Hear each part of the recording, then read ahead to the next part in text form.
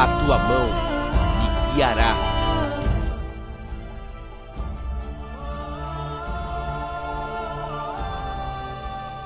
Não se esqueça.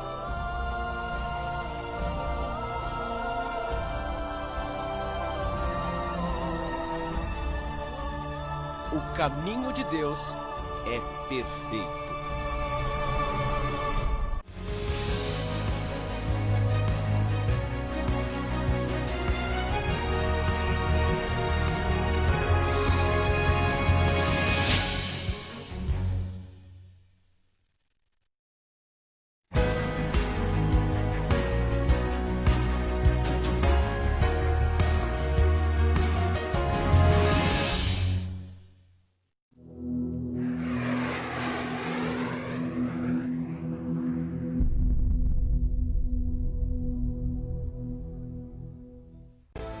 O Banco Central anuncia que vai fabricar nota de R$200 e real ganha cédula de novo valor pela primeira vez em 18 anos. Terror em Botucatu, bandidos atacam agências bancárias e trocam tiros com a PM. Operação da Polícia Federal cumpre mandados na Assembleia Legislativa de Pernambuco e afasta servidor da casa. Ministro da Ciência e Tecnologia, Marcos Pontes, é o 5º com Covid-19 no país. E veja ainda que já são 1.800.000 pessoas curadas do coronavírus no Brasil. No esporte, o Comitê Olímpico descarta novo adiamento das Olimpíadas. E no futebol, tem os classificados para as semifinais dos estaduais. É agora no Mundial News.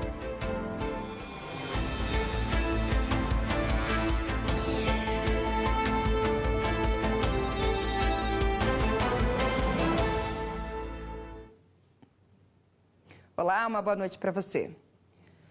O Banco Central anunciou a criação de uma nova cédula, a nota de R$200. Desde 2002, um novo valor não era divulgado pelo governo. Há 18 anos era lançada a nota de R$20, que foi o último lançamento de uma nota no país. Um ano antes, em 2001, surgiu a nota de R$2. Neste meio tempo, houve a aposentadoria da nota de R$1 em 2005. Os lançamentos de cédula têm um mesmo objetivo, segundo o Banco Central, diminuir as transações feitas com dinheiro vivo, economizando com impressão de papel moeda. E bandidos armados atacaram agências bancárias em Botucatu, no interior de São Paulo, município que fica a 235 quilômetros de São Paulo. Os assaltantes levaram pânico à cidade da madrugada até a manhã de hoje. 2 policiais ficaram feridos na troca de tiros com os criminosos, mas não correm risco de vida. Uma das agências foi destruída com explosivos. Nas outras, as dinamites não foram detonadas. A ação criminosa durou cerca de 3 horas e a quadrilha era formada por cerca de 40 homens. Um suspeito foi baleado pela manhã enquanto tentava fugir e morreu. Equipes da Força Tática, GOI e Rota fizeram patrulhamento na região, mas até agora ninguém foi encontrado. Não foi divulgado o valor levado pelos assaltantes. E a Polícia Federal do Rio de Janeiro deflagrou hoje uma operação para cumprir mandados de busca e apreensão em endereços de bairros da Zona Sul e Oeste da capital carioca. Empresas de ônibus foram os alvos da ação, que mira pagamento de propina no transporte público. Entre os locais da ação desta 5ª fase desta operação estava a sede da Aviação Costa Verde, em Bom Sucesso, na zona norte da capital.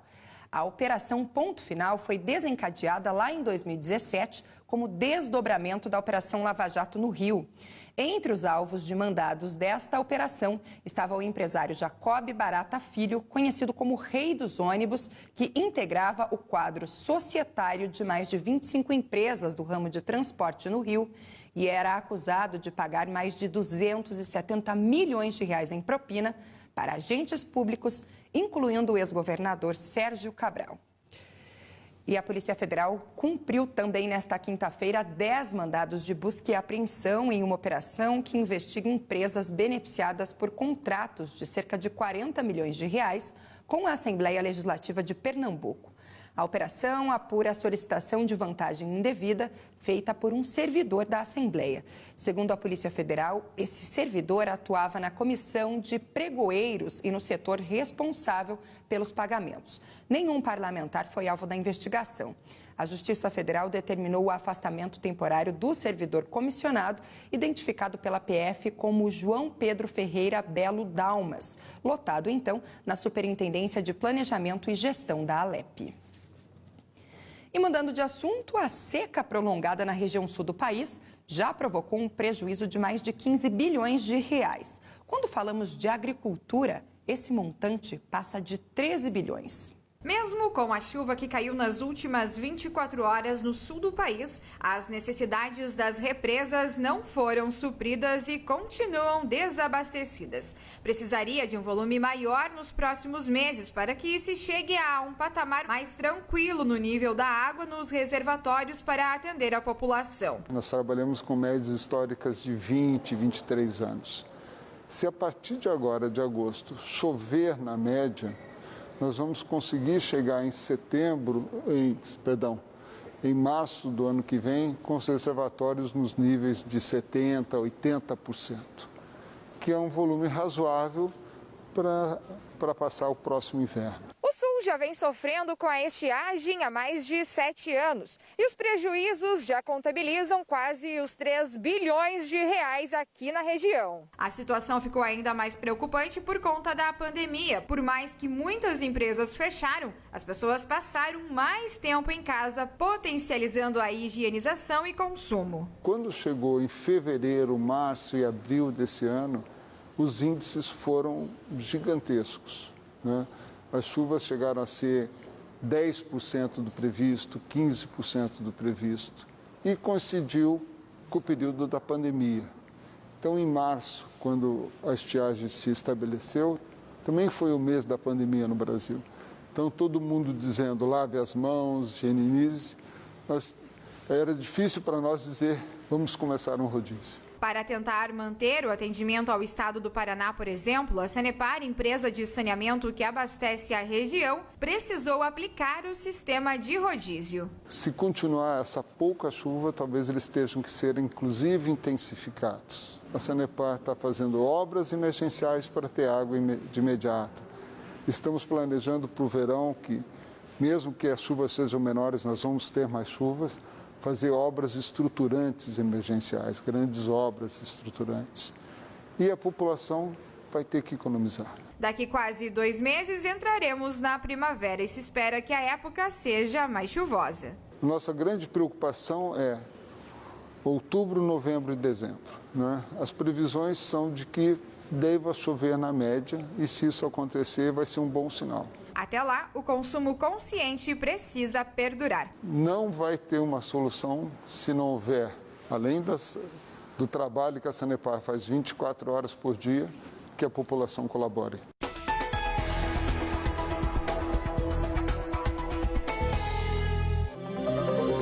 Nessa sexta-feira, a frente fria que estava no oceano volta para o Brasil, passando pelos estados do Espírito Santo e da Bahia.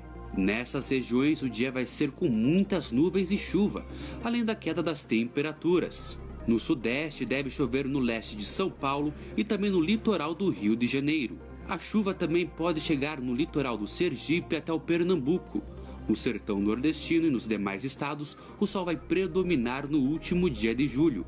No norte, temporais com rajadas de vento e granizo podem ocorrer durante a tarde em boa parte de Roraima, noroeste do Pará e sul do Amapá. No centro-oeste e no centro-sul, o dia vai ser quente e seco, típico dessa época do ano. O alerta para a baixa umidade do ar segue para essas regiões. No sul, deve gear na Serra Gaúcha e Catarinense. Nas demais regiões, o sol vai aparecer entre poucas nuvens. O dia começa gelado em Florianópolis com 10 graus. Já no Recife e em Palmas, a mínima é de 22. À tarde, os termômetros sobem em várias capitais. Em Rio Branco e em São Luís, a máxima vai chegar aos 33 graus. Já em Cuiabá, a sexta-feira vai ser quente, com 37 graus. E no próximo bloco você vai ver que o ministro Marcos Pontes foi diagnosticado com Covid-19. É o 5º ministro do governo Jair Bolsonaro diagnosticado com coronavírus. E ainda hoje, confira as notícias do esporte. Já, já.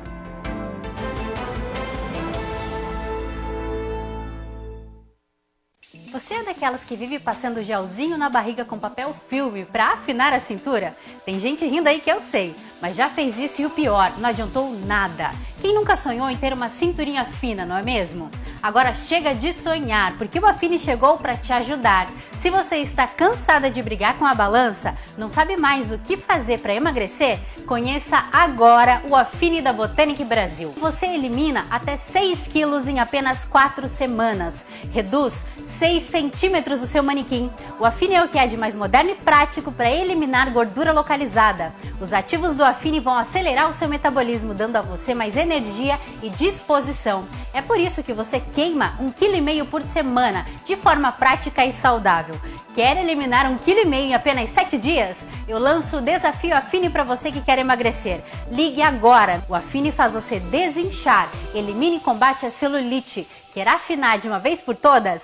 Ligue agora mesmo, não perca mais tempo não. Além da entrega grátis para todo o Brasil, você vai pagar suas compras em até 6 vezes sem juros no cartão de crédito. E para as 100 primeiras pessoas que ligarem agora, vai ter promoção especial, não perca tempo. Affine, se você quer, você pode, você consegue. Ligue agora.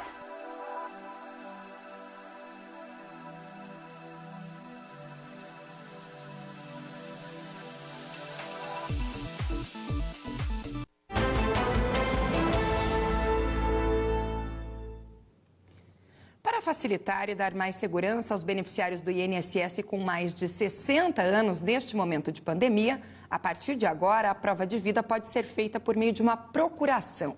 O procedimento é para evitar que o pagamento do benefício seja bloqueado. A medida já está em vigor e vale por 120 dias para os beneficiários do INSS com idade igual ou superior a 60 anos. Será permitida a comprovação de vida por meio de procurador ou representante legal, sem o prévio cadastramento junto ao INSS.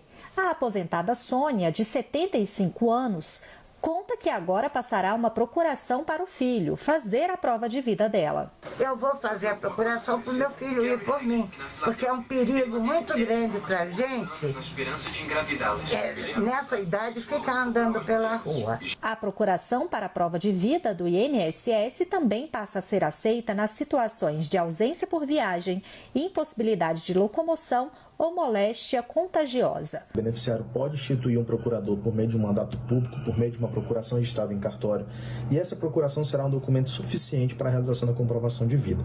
Não é possível definir agora qual é o volume de beneficiários que vai utilizar esse recurso, mas o número máximo é de 7 milhões de benefícios. Morador de Campo Grande, Mato Grosso do Sul, o aposentado Alcides tem 76 anos. Ele considera uma facilidade para a vida dos aposentados o fato do procedimento poder ser feito por procuração. Essa medida feita agora, que pode, por causa da pandemia, para o idoso não ficar andando para cima e para baixo, ele constituiu um procurador. Facilitou para o aposentado, não resta a menor dúvida. E o ministro da Ciência, Tecnologia e Inovações, Marcos Pontes, informou que testou positivo para o novo coronavírus. O ministro diz ter sentido sintomas de gripe e, por isso, decidiu realizar o exame. Ele afirmou que vai permanecer trabalhando no isolamento e continua a despachar normalmente de casa. Pontes é o 5º ministro do governo a anunciar ter contraído o coronavírus. Os outros 4 foram Augusto Heleno, do Gabinete de Segurança Institucional, Bento Albuquerque, de Minas e Energia, Onyx Lorenzoni, da Cidadania, e Milton Ribeiro, da Educação. E o Brasil já registra quase 1.800.000 pessoas curadas do coronavírus. O registro de pacientes recuperados já representa 70% do total de casos confirmados. E o diagnóstico precoce hoje da doença já revela um aumento no número de casos, segundo o Ministério da Saúde. O Ministério da Saúde informou que houve aumento tanto no número de casos quanto no de óbitos na última semana epidemiológica em relação à anterior. Mas, segundo o Ministério, a variação está dentro do que é esperado, principalmente por causa do aumento do número de testes e outras formas de diagnóstico. Nós hoje estamos fazendo um diagnóstico mais precoce dessa doença. À medida em que nós estamos fazendo, o Ministério colocou, portanto, disponibilizou orientações em que confirma as situações em que eu posso confirmar os casos, quer seja não apenas por testagem, mas por diagnóstico clínico, por imagem, né? Isso contribui para que o número de casos aumente. Os laboratórios centrais de saúde pública, LACENS, que analisam os testes para coronavírus, terão reforço de 120 milhões de reais. O repasse será feito em parcela única para os 27 LACENS e os recursos poderão ser utilizados para a compra de equipamentos. Além, obviamente, de fortalecer a estrutura laboratorial para a resposta da pandemia, ele também será útil para o diagnóstico laboratorial de outras doenças e agravos, uma vez que são equipamentos que vão ser utilizados e que não vão se perder quando essa pandemia acabar. E o Ministério da Saúde já está preparado para imunizar a população assim que a vacina chegar. Em breve nós vamos ter um grande programa, uma grande ação de vacinação contra o Covid. O Ministério tem se preparado, tanto do ponto de vista tecnológico, como também o nosso Programa Nacional de Imunizações tem trabalhado no planejamento de uma campanha que vai sim dar essa solução para o combate e o enfrentamento à Covid, principalmente protegendo toda a população brasileira. O isolamento social mudou a rotina não só dentro de casa, mas também nas empresas de diversos setores. A procura por teleatendimentos na área da saúde, por exemplo, tem feito as operadoras de planos de saúde se adaptarem ao novo cenário. Este tipo de atendimento cresceu de forma expressiva no Brasil. Devido ao isolamento social, muitos pacientes que necessitam de atendimentos médicos procuram serviços alternativos sem sair de casa. E a telemedicina é um desses atendimentos remotos nesta época de pandemia. Ela não vem para substituir ou ser uma nova medicina. Ela simplesmente vem facilitar acesso e dessa forma digital você conseguir trazer mais qualidade ao atendimento médico. Com a regulamentação implementada no país, o atendimento online pode ser adquirido com baixa mensalidade, mas com qualidade, recebendo então todas as orientações médicas. Então, o CRM oficializou agora, durante a pandemia, a gente faz essas consultas online com hora marcada, e existe um protocolo, né? De exame físico, de anamnese, que é o questionário que se faz com a mãe do paciente, no caso da pediatria, e no caso da clínica médica, com o próprio paciente. Deve haver um documento de consentimento em formato esclarecido, informando para o paciente que essa consulta tem seus limites, que essa consulta pode precisar ser revertida a qualquer momento para presencial, então, e que é algo que você está fazendo nesse momento para melhorar o acesso e manter o distanciamento social. É preciso lembrar que, como esse modelo não pode ser confundido com uma consulta presencial, a segurança quanto aos procedimentos e dados do paciente precisam ser de responsabilidade do profissional e assegurados.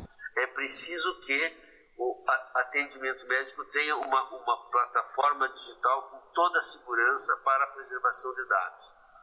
As pessoas têm que ter cuidado também com quem está controlado. Então tem que certificar se aquela pessoa é médico, tem que consultar o site do Conselho Regional de Medicina para ver se você não está diante de um charlatão.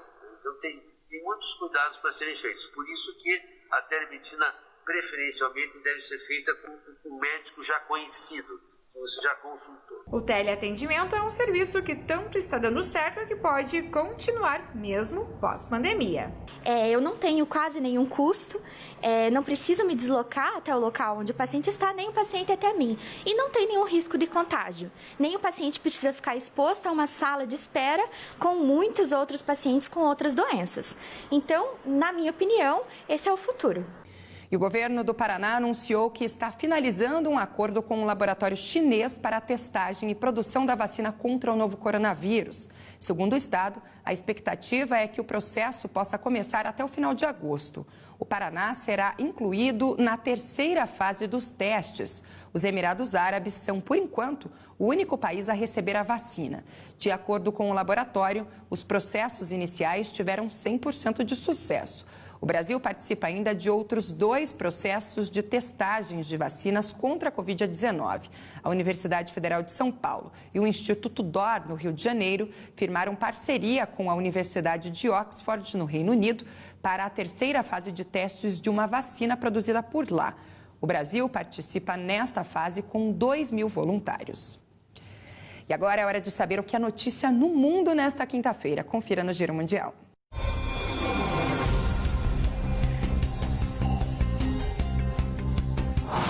O número de infectados pelo coronavírus no mundo chegou a 17 milhões. A nova marca foi batida durante a madrugada e preocupa as autoridades de saúde. No último domingo, 16 milhões de casos foram registrados no globo. Em menos de uma semana, foram 1 milhão de contágios a mais. E desde o início da pandemia, esse foi o recorde mais rápido a ser notificado. Estados Unidos, Brasil e Índia são as nações mais afetadas pelo vírus. A boa notícia é que o número de recuperados chegou a 10 milhões. A nova Lei de Segurança Nacional em Hong Kong já está funcionando. Hoje, o governo vetou 12 candidaturas para as eleições legislativas, alegando que os candidatos foram contra a norma imposta pela China. A polícia também prendeu 4 estudantes membros do movimento pró-democracia, recém-criado. As ações geraram revolta na população que critica as medidas e afirmam que isso ocorre para impedir a ascensão de uma geração democrática em Hong Kong. O vulcão Télica, um dos mais ativos da Nicarágua, registrou novas explosões hoje. Gases e cinzas puderam ser vistos a quilômetros de distância e chegaram a mais de 60 metros de altura. O Télica emite erupções desde 1527. A mais forte ocorreu em 1948, quando o cheiro de enxofre provocou distúrbios estomacais e sangramentos nasais em várias pessoas. Na nova atividade do vulcão, não houve o registro de danos. O Instituto Nicaragüense de Estudos Territoriais segue monitorando a erupção. A ponte Mill Avenue, na cidade norte-americana de Tempe, no Arizona, desabou parcialmente após um trem de carga descarrilar. Um incêndio foi registrado. O trem carregava líquidos para a produção de nylon, que é altamente inflamável. A ponte onde o acidente ocorreu foi inspecionada no último dia 9. E as causas devem ser investigadas já nos próximos dias. Apesar da gravidade, ninguém se feriu. Fechando o Giro Mundial, a NASA lançou oficialmente o seu robô a Marte. O protótipo deve chegar ao planeta vermelho em fevereiro para sua missão. A intenção da agência norte-americana é descobrir se houve vida no local após a descoberta de um lago. O robô carrega instrumentos para, além de coletar amostras, observar a geologia e transformar dióxido de carbono em oxigênio para viabilizar uma missão com humanos no planeta vizinho.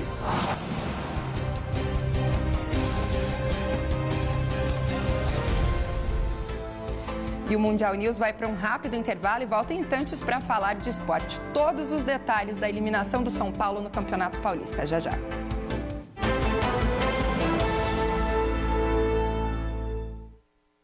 Você é daquelas que vive passando gelzinho na barriga com papel filme para afinar a cintura? Tem gente rindo aí que eu sei, mas já fez isso e o pior, não adiantou nada. Quem nunca sonhou em ter uma cinturinha fina, não é mesmo?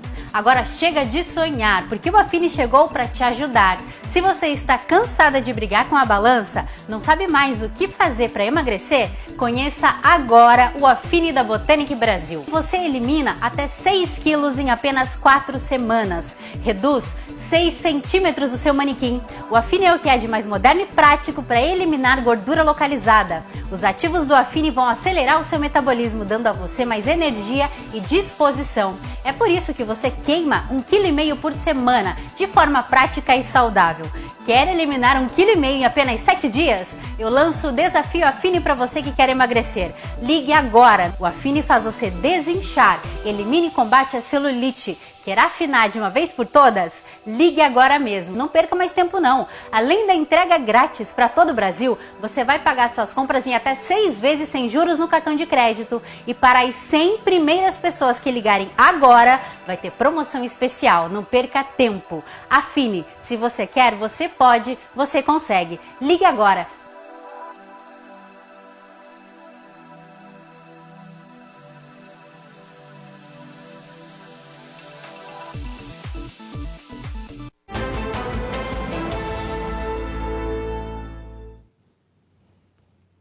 E agora é hora de falar de esporte.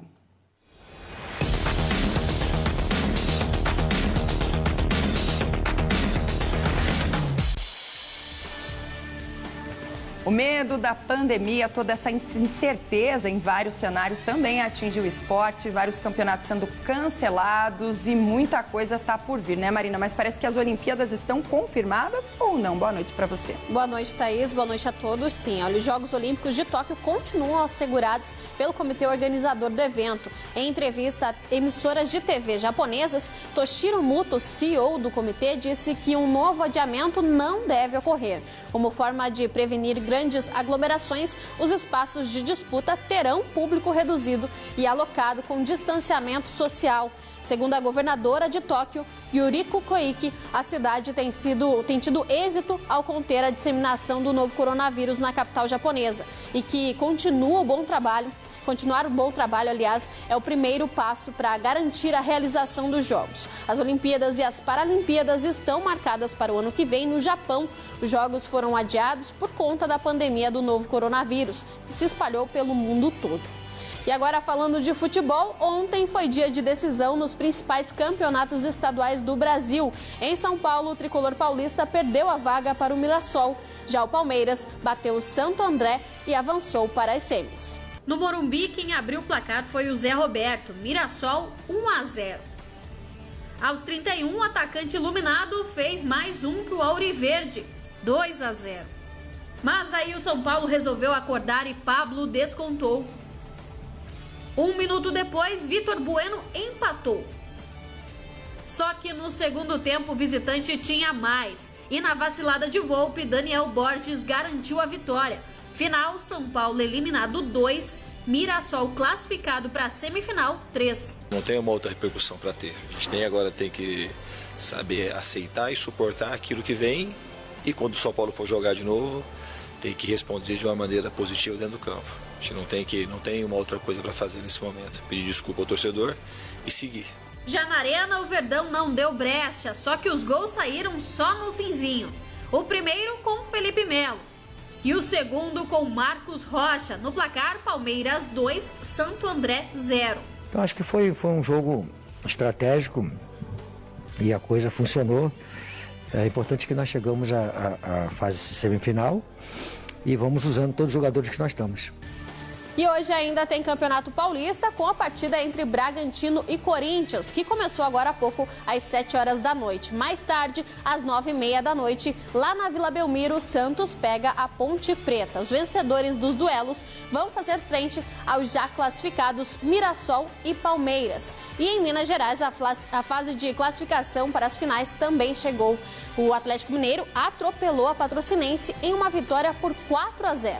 No Mineirão, com torcedores representados nas arquibancadas, o Atlético começou a festa com Natan. Depois foi a vez de Guilherme Arana com esse golaço. Aí Savarino apareceu e marcou o terceiro. E o quarto gol veio com uma ajudinha da patrocinense. Pedro Rocha mandou contra. Fim de papo, Atlético Mineiro 4, Patrocinense 0.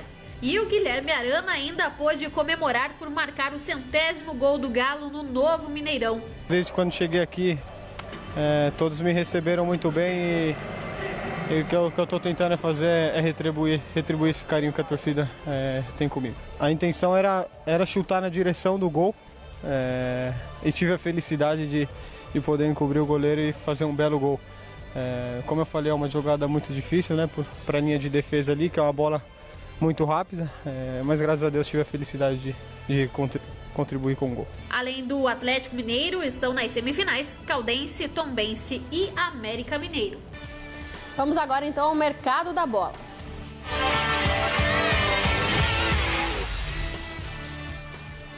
Enquanto o Flamengo segue se preparando para a estreia no Campeonato Brasileiro, a diretoria do Rubro Negro estava procurando um novo técnico. E é da Europa que eles podem trazer o novo comandante com um currículo invejável e uma trajetória próxima a Pep Guardiola. Domenech Thuram deve ser anunciado pelo Flamengo. Os rumores são de que o ex-técnico do New York City já está discutindo a duração do seu contrato e deve ser confirmado para até o fim do ano que vem. Membros da diretoria do Flamengo estão em Barcelona, onde devem bater o martelo para anunciar o sucessor de Jorge Jesus. Thaís, esses foram os destaques desta quinta-feira, talvez na semana que vem ou ainda na sexta-feira, o Flamengo de técnico novo. Novidades por aí, então. Tá certo, Marina, obrigada por hoje, nos vemos amanhã.